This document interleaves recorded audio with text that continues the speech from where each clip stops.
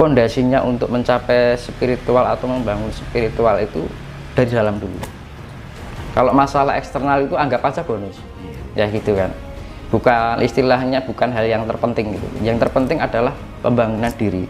Makanya kan sebenarnya untuk kebangkitan ini, kenapa leluhur atau jiwa-jiwa lampau itu datang untuk mengayomi jiwa di pribadi yang sekarang, termasuk orang-orang milenial sekarang itu, ya karena memang kondisi alam itu akan secara makro itu akan mempengaruhi mikro juga, karena vibrasi, karena kita bagian dari alam, alam juga bagian dari kita adalah bagian terkecil dari alam semesta ini.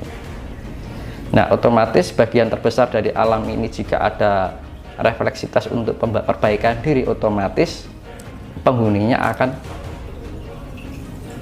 terdampak juga. Dan itu tidak semua terjadi kebangkitan pada setiap pribadi, makanya dibilang orang-orang yang terpilih. Nah, orang-orang yang terbangkitkan, orang-orang yang terpanggilkan.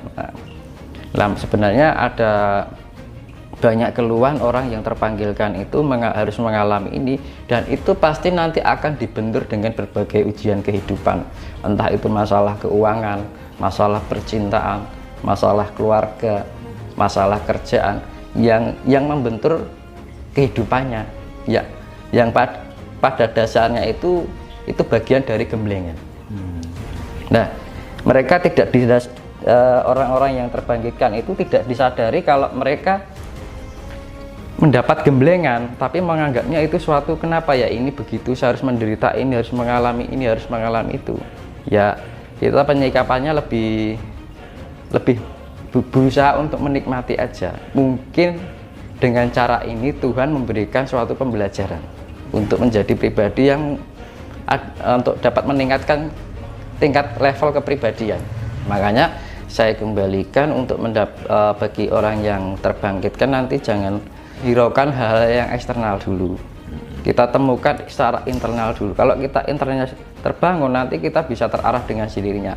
Syukur-syukur belajar ngoncai, dalam arti mengupas, karena di dalam petunjuk-petunjuk, entah itu dari mimpi, entah itu dari gambaran-gambaran yang terwujud dalam imajinasi pikiran dan rasa, nah itu jangan diterima dengan mentah.